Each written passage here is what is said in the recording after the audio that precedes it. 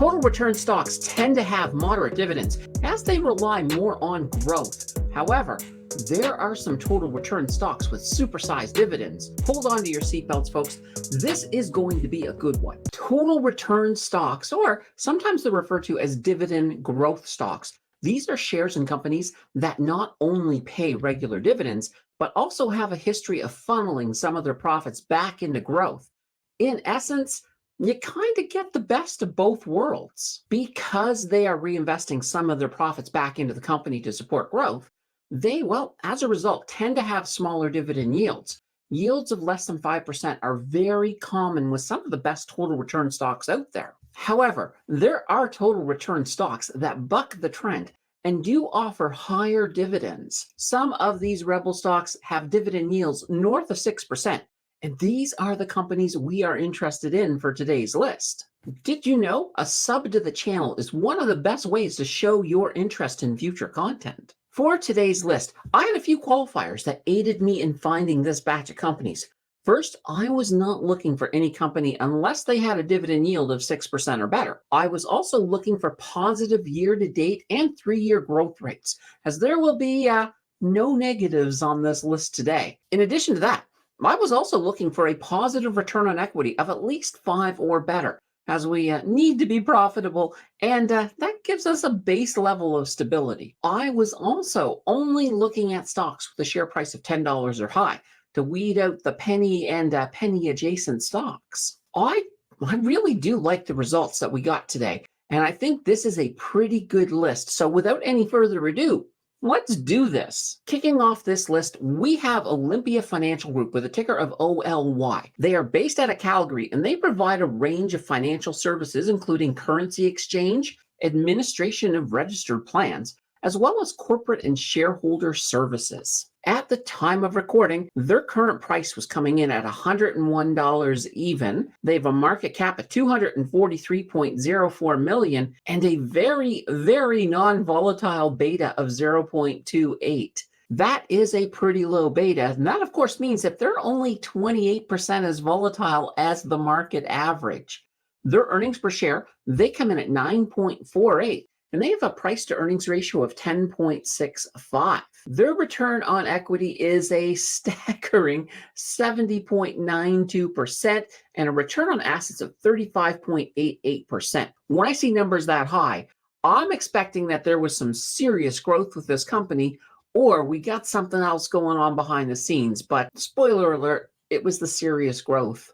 Their debt to equity ratio, it comes in at 11.29%. So that's not too shabby at all. Looking at their dividends, they have a yield of 7.129%. It's a monthly dividend of 60 cents per share. The payout ratio on that is 55.06%. Now, their 5-year average dividend increase works out to 32.17% per year.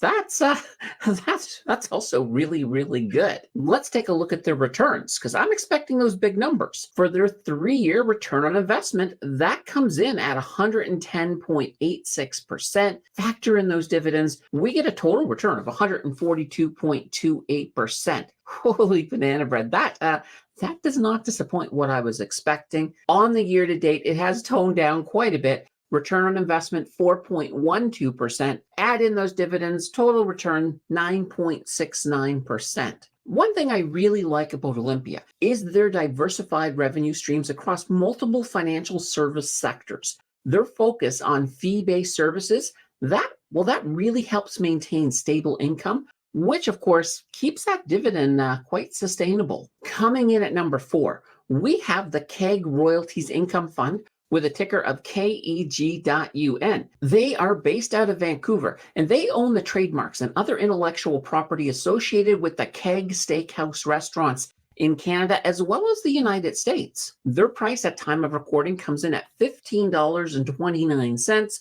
They have a market cap of $256.93 million. Their current beta comes in at 1.37, so they're a little more volatile than the market average. That earnings per share, 1.21. Their price to earnings ratio, that comes in at 12.64, and we've got a return on equity of 25.76%. Their return on assets, that comes in at 8.03%. Debt to equity ratio, 12.62%. So once again, another company that doesn't have a lot of debt. I am liking that for sure. Their dividend yield comes in at 7.424%. It's a monthly dividend of 9.5 cents per share. Their payout ratio coming in at 93.82%. So once again, another sustainable dividend. Their 5-year average dividend increase, that comes in at 0. They did not raise their dividend over the last 5 years. They did drop their dividend in 2020 in response to the pandemic down to 3.5 cents, but it was back up to 9.5 before the end of 2021. Let's look at those returns.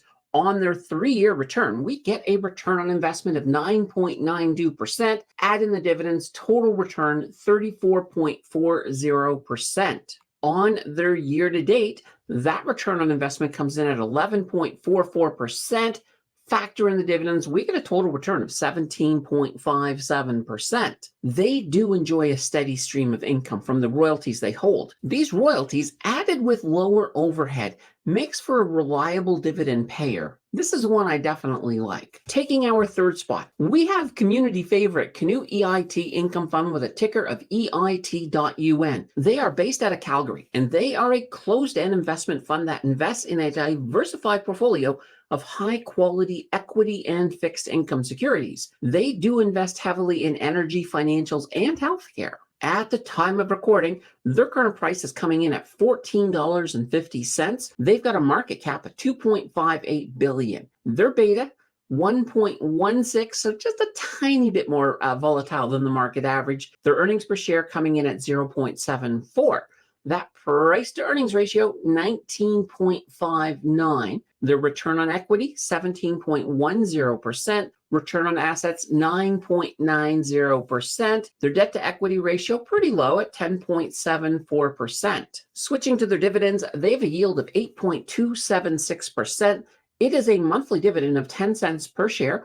Payout ratio on that is actually quite low for Canoe right now. It's coming in at 30.0%. Their 5-year average dividend increase also comes in at 0. They've had that dividend at 10 cents for a very long time. Switching to returns, their 3-year return on investment comes in at 17.03%. Add those dividends and we get a total return of 46.09%.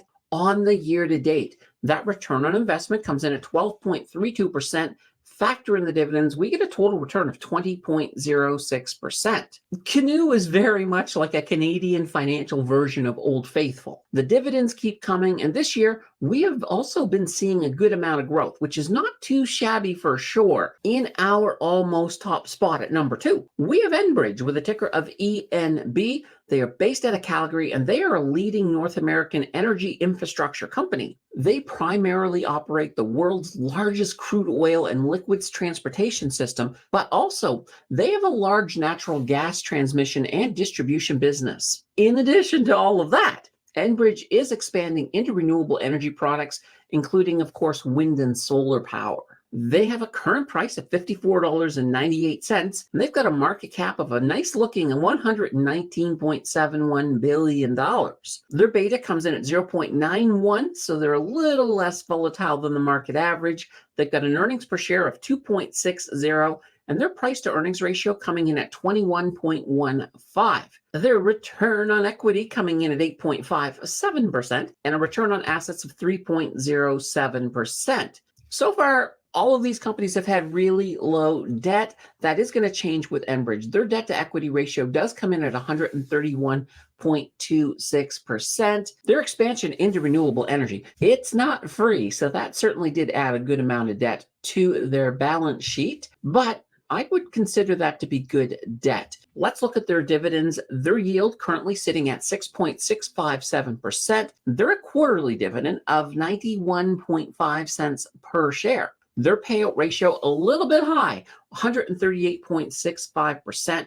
But this is a company with a very deep moat, so I'm not really concerned about that. Their 5-year average dividend increase, that does come in at 4.80%. Let's look at their returns. On their 3-year return on investment, that comes in at 8.63%. Factor in the dividends, we get a total return of 29.52%. On their year-to-date, that return on investment comes in at 14.88%. Once we factor in the dividends, that total return 20.61%. Enbridge, like many other utility companies, have been responding well to rate cuts and should continue to do so. This is a company with an eye on the future, and that will bode well for them as renewables become a stronger focus. In our top spot at number 1, we have Peyto Exploration and Development Corporation with a ticker of PEY. They are based out of Calgary, and they are an energy company focused on the exploration, development, and production of natural gas and natural gas liquids in Alberta's Deep Basin. They quite literally operate in one of the most prolific natural gas regions in North America. So that's not too shabby. Looking at their current price, it comes in at $14.77. They have a market cap of $2.89 billion. Their beta, little volatile, 1.76. Earnings per share comes in at 1.55. Their price to earnings ratio, that's sitting at 9.53. They have a return on equity of 11.86%.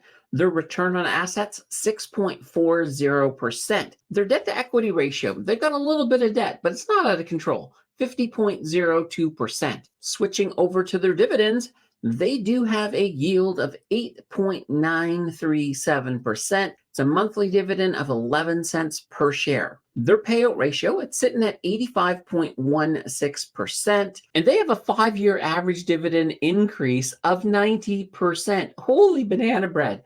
This is crazy, but their dividend has been growing big time. And not just growing, they've actually moved from a quarterly payer to a monthly payer. So they've definitely got the dividends flowing. Let's take a look at their returns. Their 3-year return on investment comes in at 48.14%. Factor in the dividends, we get a total return of 77.93% on the year to date. That return on investment, that comes in at 21.97%. Once again, we add in those dividends, we get a total return, and it's tops on the list today, 30.14%. Peyto's focus on natural gas will continue to gain in popularity as it is seen as a cleaner energy source. They have a history of efficient operations and maintaining low production costs, which helps it remain profitable even in the volatile energy markets. Finally, that dividend is, well, it's just very nice. And they're more than likely going to keep raising it. This list is pretty darn good, and I currently hold one of them in the 0 to 100K challenge, but all of them could fit without a doubt. If you are interested in any of these stocks we looked at today, don't forget to put in a whole heaping helping of due diligence before you place any of your hard-earned money on the table. Well, let's continue that learning journey. Check out this video on QQQY, and I will see you in the next video.